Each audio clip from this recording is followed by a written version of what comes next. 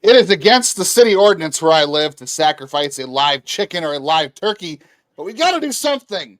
Something to break the streak.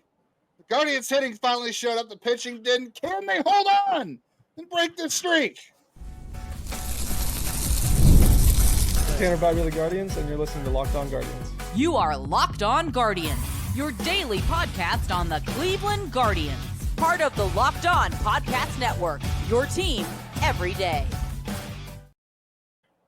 Come on into another episode of Locked On Guardians. We are on the edge of our seat as we start recording. The Guardians have a 7-5 lead in the bottom of the ninth inning in Houston. Bo Naylor can't drop the ball because he's not in. You're killing the vibes, man. You're killing the vibes. I'm trying to be festive and exciting. This is one of the few times we could be excited about a game in the last 2 weeks, man. So help me out here. All right. It's Locked On Guardians. We are covering your Cleveland Guardians every single day, from the majors to the minors and the draft and everything in between. And we are the only place you can get that 5 days a week as part of the Locked On Podcast Network, your team every day. So even if you cannot watch what's going on with the Guardians right now, or you don't want to, we will do it for you because we do pay attention to every game. We do talk about it every day. So we will take that hit for you. I am Justin Lada, born in Cleveland, so I was forced to be a lifelong Cleveland baseball fan and Cleveland sports fan, except for the Browns. I gave that up. I've been covering the Cleveland Guardians minor league system since 2007, providing prospect scouting reports and analysis, including Chase DeLauter, which people did not like the way I presented it on Monday. But here I am with my co-host and friend, Jeff Ellis, who definitely doesn't make people upset ever. Oh, it's my favorite thing to poke the bear. Jeff's a troll. You're a troll. Like I said, it's just kind of funny. They're going for it when Austin Hedges comes in as a defensive replacement. That's just what's amusing to me in this one. Well, it's managing like it's a playoff game. Yes. Finally. Yes. I am Jeff Ellis, as he said, longtime Cleveland baseball fan. Grew up in the 80s with it, dealt with all those fun times where, Julio Franco was exciting, and then they traded him away, and then Brooke Jacoby was exciting, and they traded him away, and then he came back, and all those fun times. I remember, getting excited for Chris James hitting almost 300 one year, throwing some names out there. RBIs, yeah, 9 RBI guy. Mark Whitten had 8 ones. Speaking of old, I can keep going, but that was with St. Louis, not when he was in Cleveland, because he had the 4 home run game. But as I said, I'm Jeff Ellis. Before I took on this job, I was a longtime national writer at Scouting 24/7, focused on prospects in the draft.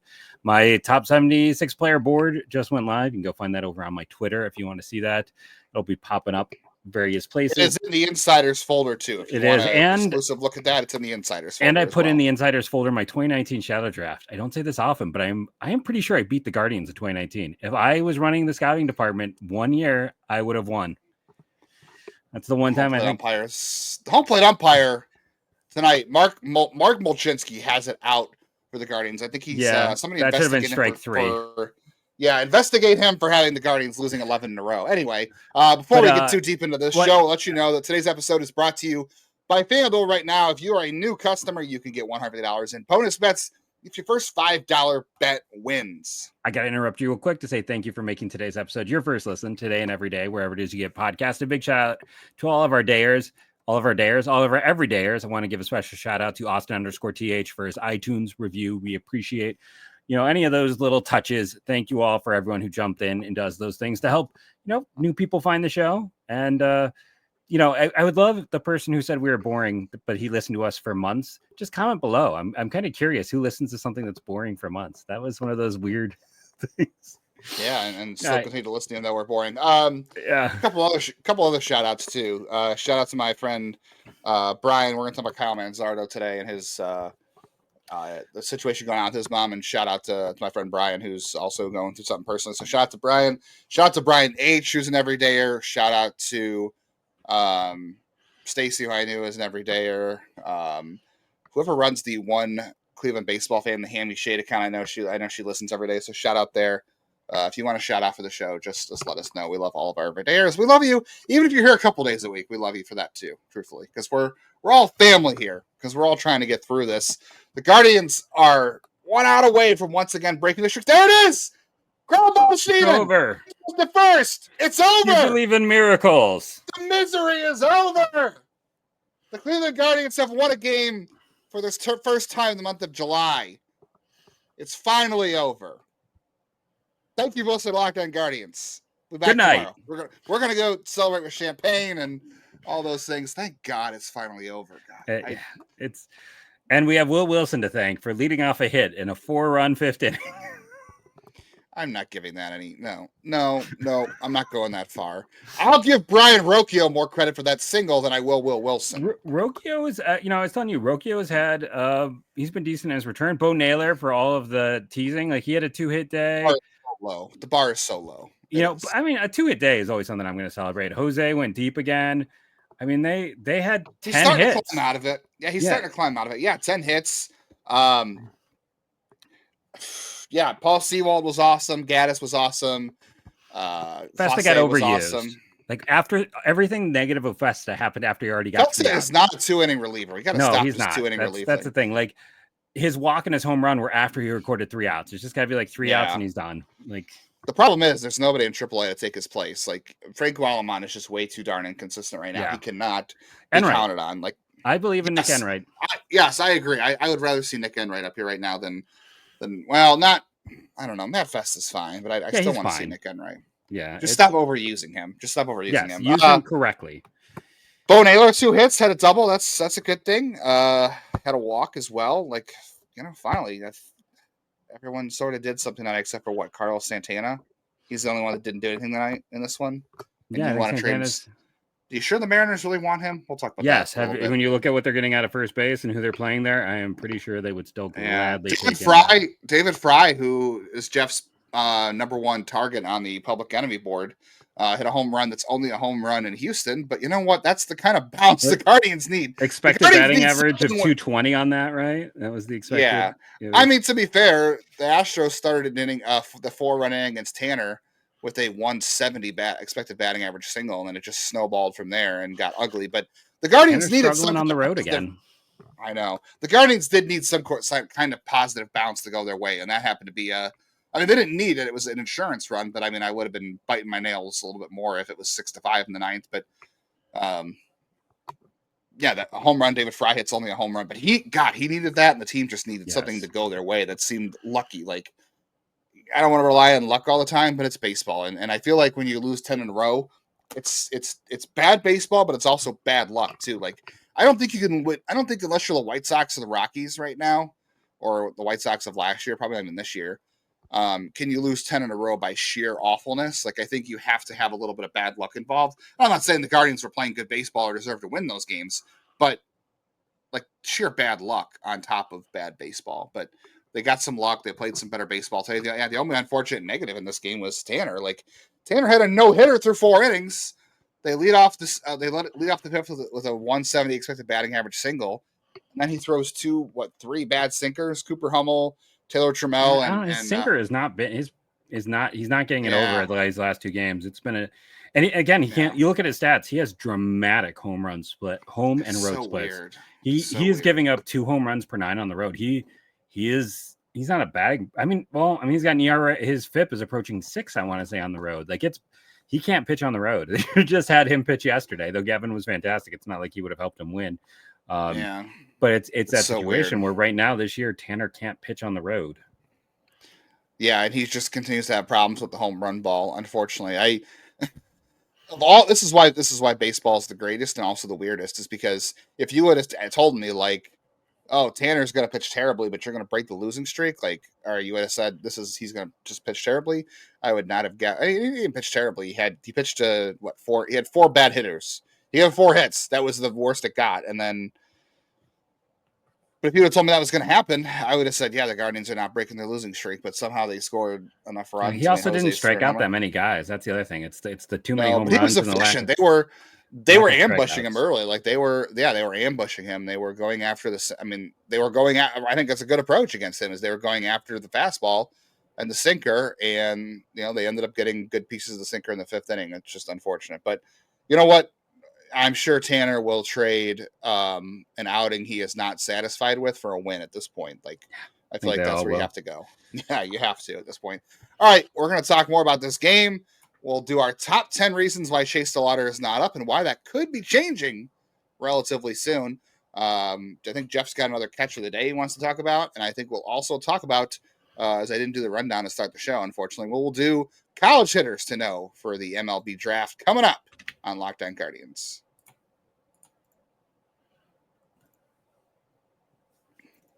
And we want to make sure you are checking out all of the summer sports right now across baseball and soccer and tennis, all the good stuff, and golf. FanDuel is the best way to make every game more exciting, no matter what you're tuning into. And there's a lot of good stuff going on in Cleveland in terms of like sports bars opening, a lot of good ways to watch sports these days. And FanDuel, if you do it responsibly, it's a great way to get in on the game and have a little bit of fun. I mean, you could have predicted the Guardians were going to break their losing streak and probably cashed in a little bit because like a lot of people thought the Guardians were not going to end this losing streak, especially with Tanner pitching on the road where he doesn't do very well. So you probably could have gotten some very good odds there and made yourself a little bit of money on FanDuel, especially if you're a new customer. If you're new to FanDuel, customers can bet just $5 and get $100 in bonus bets if your first bet wins. Open the FanDuel app today or visit FanDuel.com to get started.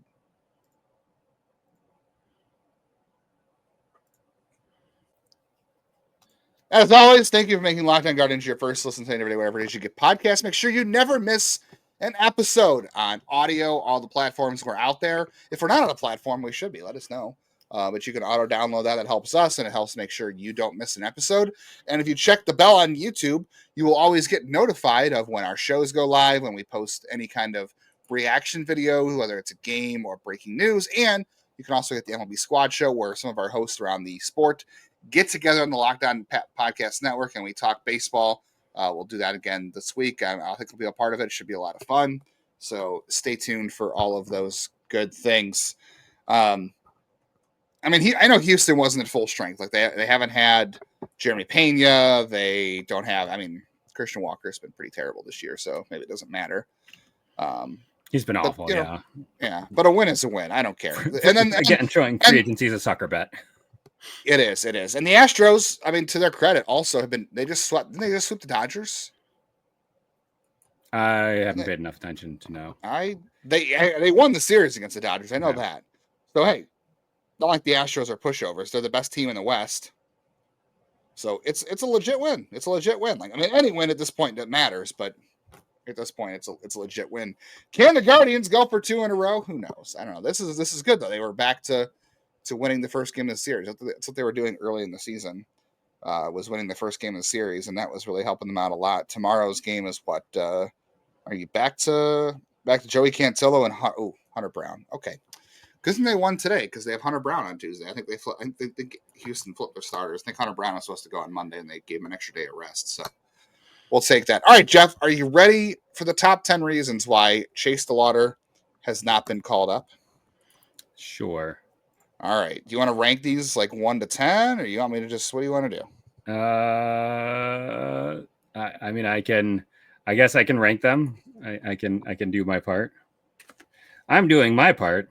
Name the movie. I didn't do anything. Comment below if you get that reference. I couldn't say the real thing. And of course, I pulled a Jeff and I closed my tab too, and now it doesn't want to open. It's one of our favorite activities to do. I'm gonna say this instead of having a catcher of the day. Bo had a good day, so I'm gonna let him off the hook and not do that today. I did Dominic Keegan yesterday, so he's a fun one to check out. I did Liam Hicks last week, so yeah. All right, the number 10 reason the Guardians haven't called up Chase DeLauter.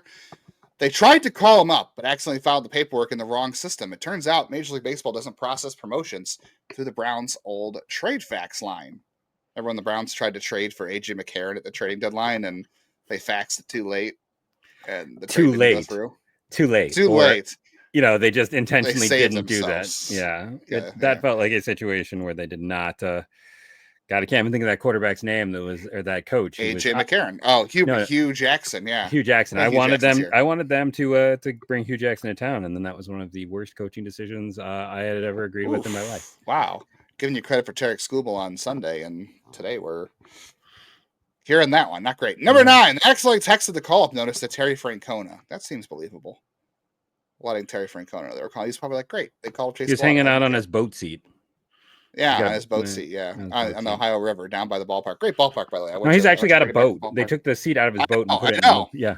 Okay. It looks uncomfortable, but whatever. It does. Number 8, the front office is too busy speed running MLB The Show franchise mode, where DeLauter's big league ETA is still 3 simulated seasons away. No, they wouldn't do MLB The Show. They'd be doing OOTP. MLB The Show is not deep enough.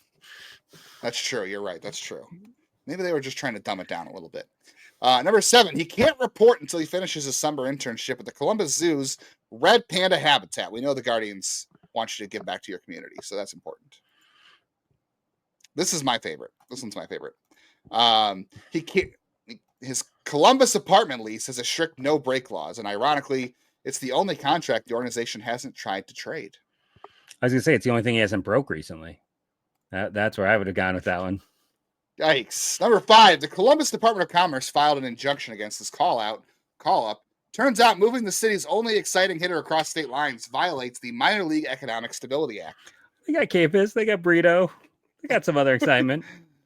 Yeah, well, here's the other reason they need Chase DeLauter. Number 4, if the Guardians promote him now, the Clippers will lose their last excuse to get people to Huntington Park for something other than Dime a Dog night. They do Dime a Dog. How many Dime a Dogs can you eat, Jeff? Too many. I did do the 9-9-9 challenge once at Progressive Field. I did do that. I wasn't proud of it. I didn't feel good after, but I did it. You never feel good after anything like that. It's just the way of it. No, gluttony is a sin for a reason. Number 3, Guardians prospects aren't allowed to debut until they finish rookie orientation. Day 4, perfect your autograph for Kids Run the Bases Sunday. I mean, we talked about how, guys got to learn to hold runners on and do a better job of working on their secondary leads. You got to make sure your autograph is good. My daughter once did the Kids Run the Bases, and I didn't explain to her, you do it once and come off. And she just kept running and running and running. And she's never wanted to do it since because it's a traumatizing experience. She ran the bases 10 times before I got on the field and got her off. And she was like dying. I don't think they worry about Chase. They don't want him running too much. No. The number 2 reason why the Guardians haven't called up Chase DeLauter, they rewatched Major League Back to the Minors. Yes, that movie actually exists. I have watched it. And they remembered how calling up your top prospect mid-collapse doesn't save the team. It just reminded everybody that we had a sequel that nobody wanted for that franchise. It was a bad movie. It was bad. Walton Goggins in that movie, by the way. Yeah, that's one I have not seen. Yeah, so if you're a big Walton Goggins fan, you can go watch him. I do like him. What was his name? I forget. He was the top prospect in that movie, and I can't remember what his. Well, Adrian Brody was one of the infielders and Angels in the outfield. Multi-time Oscar winner. Oh yeah, there you go. There was a lot of guys in Angels in the outfield that were really a lot of fun. I mean, Joe Gordon-Levitt, Tony Danza, Danny Glover. Right? Yeah, I mean, those are the obvious ones. Yeah, there was a couple other ones too. I think the janitor from Scrubs was in it too. I know he was in Major League as well. So yeah, he's one of the fans. Yeah. Number 1 reason why Chase DeLauter has not been called up by the Guardians, he still has 2 unpaid speeding tickets on I-71 North, and nobody wants his big league debut delayed by a Parma traffic court judge. Does I-71 even run through Parma? I mean, you're talking to the wrong person. I know you don't live in the state anymore. I try to avoid Parma. Nothing against people who live in Parma. Just you heard it here. Justin hates people in Parma. So thanks a lot for isolating one of our listeners. All right. Great. So everyone's like, I'm not listening. This guy. I used to go to Parma to see a friend of mine. That's the only time I'd go there as a kid. We looked for a house when we were moving. We looked for a house there, and I realized how impossible it is to get anywhere in Parma, from anywhere else in Cleveland. So I would go there and play Maniac Mansion. That's a shout out for some older. The roads also were very bad, and if Chase DeLauter is driving through Parma and he gets a speed bump, chances are he's going to hurt his knee. So we don't need that. All right, Nola Jones did come out of the game after stealing a base in Monday night's game. I don't know. Could that be it, Jeff? Could it be it? No. No, we're gonna say it's too minor for Chase DeLauter. I don't know. Stay tuned. Nobody is gonna be paying attention to the Clippers lineup on Tuesday. Nobody. No one's gonna be looking out. No one ever does. No one's ever paying attention to that Clippers lineup. I think the last lineup the Clippers posted on Sunday, I think there was 60 retweets in less than 10 minutes, and I was like, Jesus, everyone's very, very attentive. All right. we'll talk about Jeff. You did mention your catcher of the day. Do you got any other catcher stuff you want to talk about? Well, no, but we'll when we come back, we got to talk about the Kyle Manzardo situation because it hopefully is really good news for him and could also explain, some of his ups and downs this year. Dude's got a lot on his plate, as well as we still got to talk some hitters, and I got some guys I like more than you do. Yeah, we got a lot of college draft content to come on the show. We'll talk college hitters to know and who Jeff likes, who I don't like, and how I'm probably wrong, which isn't unusual. Stay tuned.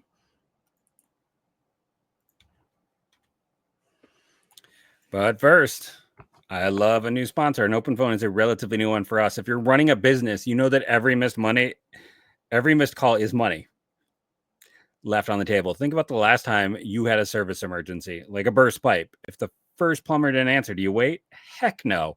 Whenever my HVAC out there goes out, we start calling down the line, especially when it's hot in the summer. That's why having a reliable business line is so important, and that's why you need Open Phone. Open Phone is the #1 business phone system that helps you streamline and scale customer communication, all from an app on your phone or computer. Your whole team can share one number and respond to customers like a shared inbox. No more who's handling this. And they have an AI agent who handles after-hour calls, answers common questions, and captures leads so you never miss a customer again. OpenPhone is offering Locked On Guardians listeners 20% off their first 6 months at openphone.com/LockedOnMLB. That's OpenPhone.com/LockedOnMLB.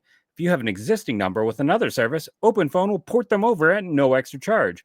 Open Phone, no missed calls, no missed customers.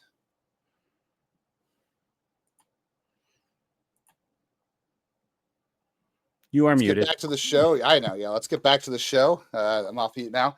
What do you think the Guardians are going to do to celebrate their first win in 2 weeks, basically? And do you think they did any slump busters on the way down from Cleveland to Houston? I'm not.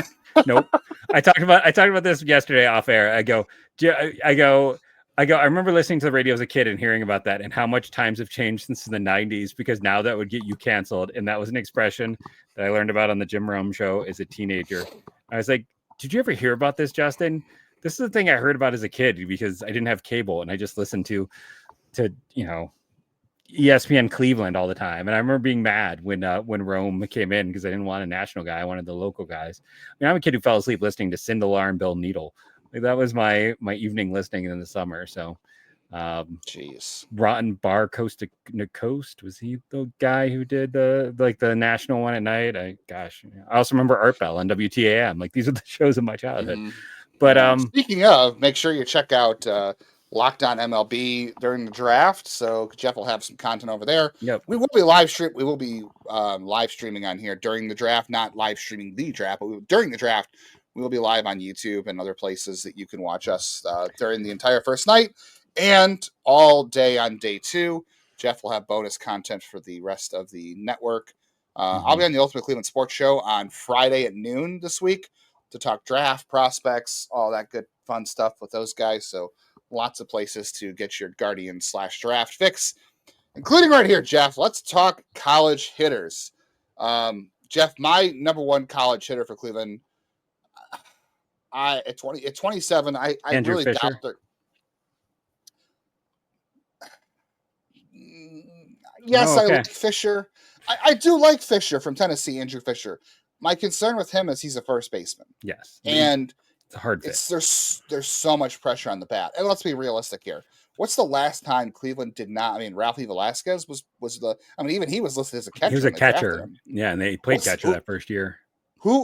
He didn't catch it all in the minors. He hasn't caught a single game in minor league. I thought he baseball. caught that first year. Oh, like in Arizona, yeah. In Arizona, yeah. Yeah, never outside of Arizona. No. What was the last position player the Guardians took that wasn't an up the middle player? Like in the first round? I mean, so I'll say this, like when I first started covering this team, they had a 7-year cycle where every pick in round 1 through round 10, not just the first round 1 through 110, they only drafted one player in a 10-year period. I want to say it was a 10-year period. Maybe it was only 6, but either way, who was not an up the middle player. And that was Jordan Smith, who was already a third baseman when they drafted him. He was the only one. Every other player they took was. I like Jordan Smith. He should have gone to Virginia because he didn't know how to. Dude was built as a power hitter and didn't know how to use his lower half. So many hitters, like That was Mike Pappy's You don't want to go to problem, too. Virginia then. Yeah, you want to go Yeah. to Virginia then. You know, it's he would have fit right in. But we used to call it in the press box Jordan Smith when you hit it right at the shortstop on a weak dribbler. Jordan Smith. Well, but sir, so last first round pick that wasn't an up the middle player. Do you know? Gosh, I'd have to go look online. It's probably no, because Lonnie Chisenhall was a shortstop at his JUCO. Because fun fact about Lonnie Chisenhall was kicked off an SEC team for stealing from his. No, it was North Carolina. It wasn't North Carolina. Okay, I'm sorry. He was kicked off in North Carolina for stealing. Great dude by all accounts. When I met him in the minors, he was great. He took care of people. Sounded like just a dumb, kids are dumb type of deal. But yeah, Lonnie Chisenhall was up the middle. I'm gonna pull it up. Was it Danny Peoples? Was he the last one they took? That's too far because Danny Peoples, like when I was a kid, I was like curious about Danny Peoples and David Miller, who were back-to-back first basemen. Those are heart draft picks. When you go back that far. Corey Smith. He might have been drafted as a shortstop though. He was drafted as a shortstop. So he was up the middle too. God, I'm trying to think of the last position player that wasn't up the middle. Michael Aubrey. Oh boy. Yeah. Oof. Yeah. This is why you don't draft. It's either that or it's actually that's not true. It's Bo Mills. Bo Mills was a third baseman. Yeah, and now you see why the Guardians. Now you see why the Guardians didn't take Nick Kurtz last year. Johnny Drennan. I don't think Drennan was a center fielder. I mean, he was an outfielder. He played center, so also hit a home run with Roger Clemens in the minors.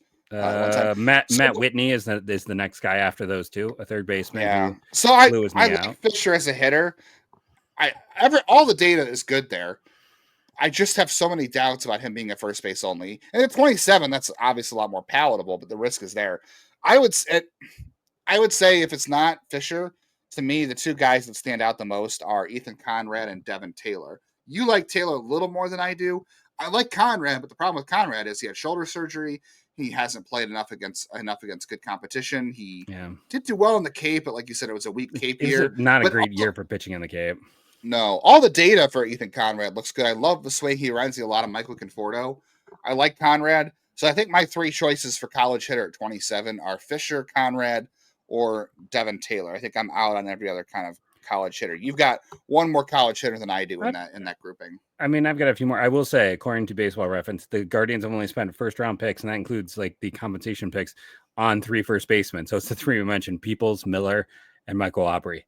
So that is a murderer's row of guys. All right, I'm out. Don't take Andrew Fisher at 27. I'm out. So in my top 30, at 30, I have a low A from Arkansas. I got Ethan Conrad at 29. I got Bodine at 28 because he's safe. Like Bodine is the most likely major leaguer in the entire draft because he can defend and he might get the bat knocked out of his hands. Merrick Houston, though. You're drafting the Miles Straw of catchers. Cam Canarella. So here's the thing with Cam Canarella. He had the worst exit velocity that I had in my spreadsheet, but in last year wasn't good either. But last year he tore his labrum, played through it, got surgery in July, I want to say.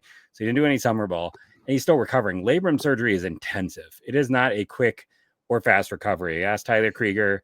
Ask Mark Matthias, ask Michael Brantley. Cleveland knows labrums well. Had a lot of them. Unfortunately. Then outside of them, like the problem is then it's just a big gap before you get to Ike Irish, who won't be there. Devin Taylor, I have Devin Taylor at 9. I have Fisher at 7. I have both of them ahead of Irish. And then Avia Arqueta is my number 1 college bat. He won't be there. Arqueta and Irish are the only guys I'm like. Right, so who are the guys you think will be there that you like? Because I like a couple of those guys too. Devin Taylor's my guy. I will say I'm sitting here making fun of lower halves. He doesn't use his lower half enough, but he still hits the ball hard in spite of it. Like I wonder if you could even get more out of him. It's a quick swing. It's a compact swing. He gets to everything. It's just. Again, it's the margins thing, right? Like the same thing we talked about. Like if it doesn't work for him at first base, I mean, or if it doesn't work for him in left field, you put him at first base. But like at the same time, I mean, this team has sat there. This team has sat there and rolled out like Noel and Jones, and like I appreciate those guys' arms, but like Noel and Jones have no range. Like Jones leads his team in errors, and they occasionally put him center. I don't know if Taylor does either. That's the thing. Like this team could put a Devin Taylor in right field with the guys they've run on. Right, John, you can't tell me he's not worse. He's going to be worse than Jonathan Rodriguez out there. Like Not in many the guys future. are. No. So, like sometimes I feel like that gets overblown, like someone being bad and they can only play this position. I mean, yeah, his arm probably isn't good enough for right, but like how often does the right fielder actually have to make that big throw? Not a ton. So, I like him a lot. And then the guys who are just kind of right after that, I like his teammate Dickerson at Indiana as well. And then, Mason Neville, but Cleveland will never take him because he was horrible on the Cape. And then after that, you're going too far out. I am kind of intrigued by some later guys like Kyle Ladosi. I'm really intrigued by as a late round pick. See, I don't think Ladosi makes it to to their next pick. Like Alex I think won't. Kyle will. I mean, I have Kyle in the 40s. Everyone else has him in the 80s or 90s. I mean, I wrote up Kyle and I thought he was a comp B pick, and I don't know if he'll be there. Like that's. I mean, yeah, I agree. I think I have Kyle Ladosi in my top 50, but no one agrees with us. Yeah.